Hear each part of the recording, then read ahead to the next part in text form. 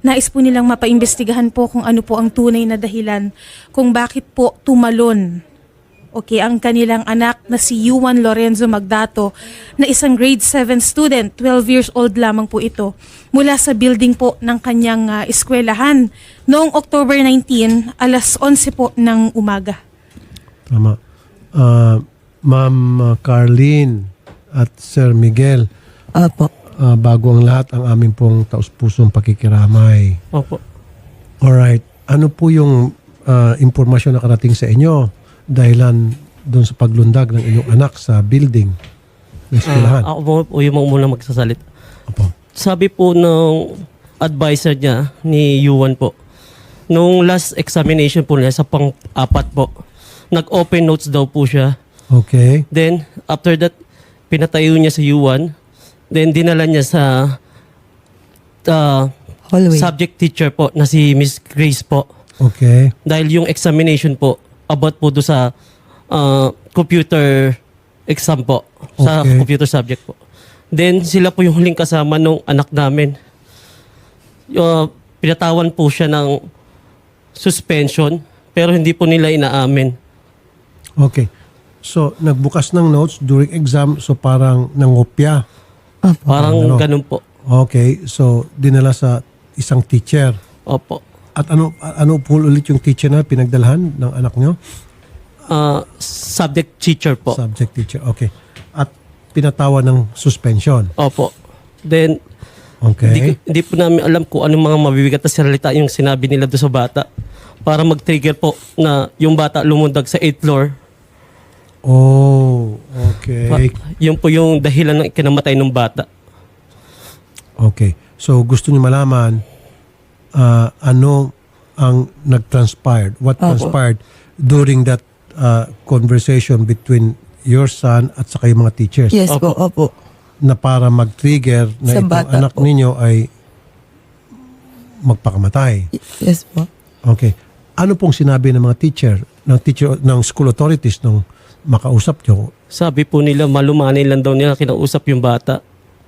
Wala daw po sila mga bigat na sinabi. Or salitang suspension po. Pero po doon sa na-recover naming gamit ni Yuan doon sa 8th floor, iniwan po kasi niya yung gamit niya doon sa 8th floor. Pati Ang dalawang bag niya ng maayos at saka yung sapatos niya. Bago po niya ginawa yon. Then meron po dong notes po na gusto may papakita po sa notes. Sige po. Ito po yung notes ni Yuan doon sa pad po. Sinabi nila wala daw sila ginamit na salitang suspension pero yung bata po may sinulat po. Okay. Then yung isang ano po yan, subject Ayan po. lesson po yan para doon sa subject teacher po. yan po yung tabulating machine po is about computer po. Actually, parang may smiley po doon na sad. Sad sad face po. po. Tas Tapos may down. arrow. Pababa. I'm suspended. Opo. Opo. Tabulating machine. I'm suspended. Okay. Una, ang tanong natin kung tama ba yung parusa doon sa Yun nga violation ng bata. Diba? Opo. Kung tumutugma ba at kung yun ba talaga ang patakaran ng eskwelahan. Kausapin natin muna si Dr. Rodrigo Tomas. Siya po yung guidance counselor Rizal Technological University.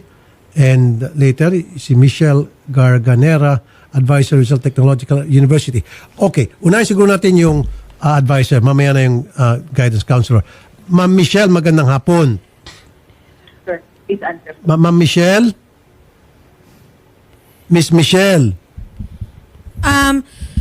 Okay. Doc Tomas, pakipasa po yung linya po kay Ma'am Michelle. Si Dr. Tomas. Dr. Tomas. Wala po, ma'am. Wala. Okay, si Dr. Rodrigo Tomas po yung nasa linya natin. Dr. Rodrigo Tomas, magandang hapon po, sir. Doc? Hello po? No po. Okay na po. Okay. Hello po, Doc Tomas. Magandang hapon po. Hapon po. Okay. Magandang hapon po. Doc, andito po sa aming studio ngayon yung parents po ni Yuan Lorenzo Magdato, yung grade 7 student na tumalon po sa building sa eskwelahan po ninyo. Doc? Sir, Opo. Doc, do you hear me? Loud and clear ba ang dating ko sa inyo? Loud and clear po. Loud and clear. Okay, salamat po. Opo. Now, yung bata ay nahuli na nangungopya. Tama? Opo. And nung mahuli siyang mangopya, siya po ay dinala sa subject teacher. Opo, yun po yung sabi nila. Tama, ma'am? Opo. Doc? Opo. Doc? Okay. Opo. And then, ano pong nangyari habang siya po ay kinakausap ng mga guro dahil sa kanyang violation? Ano pong napag-usapan ng mga guro at itong si Yuan Opo. dahil dun sa kanyang violation? Opo. Katulad po ng naipaliwanag po namin kahapon kay Mr. and Mrs.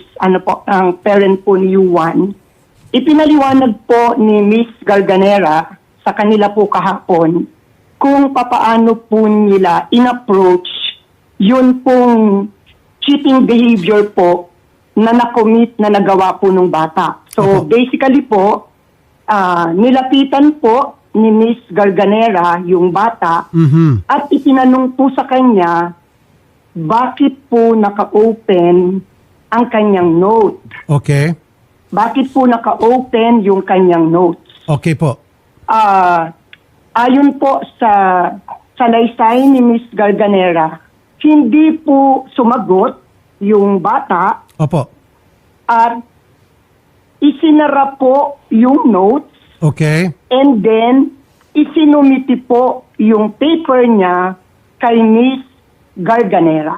Okay. Yan po yung salaysay po ni Miss Garganera. And then, sinabihan niya po yung bata na tapusin po muna yung examination po niya dahil second day pa po tomorrow Senator. Meron pa pong second batch of examination. Opo, opo. Pinagsabihan po muna siya na sige, tapusin mo muna yung examinations mo at mag-review ka muna. Pero dinala po ni Ma'am Garganera yung bata sa advisor. Sa Okay. subject teacher po pala. Okay. Subject teacher. Anong pinakaiba po ng advisor sa subject teacher? Ang advisor po, sir, siya po yung pinaka-advisor po ng klase. Siya po yung basically ay nag-administer ng examination during exam. Okay. Ang subject teacher po ay siya po yung teacher niya sa subject na ito. Okay. Halimbawa po, computer Clear. po. Opo. Clear po. Okay Siya na po po yung yan. subject Yan, teacher. para sa kalaman ng lahat. Now, ano po yung parusang ipinataw ng eskwelahan o ni subject teacher Po. doon po sa bata dahil sa kanyang violation?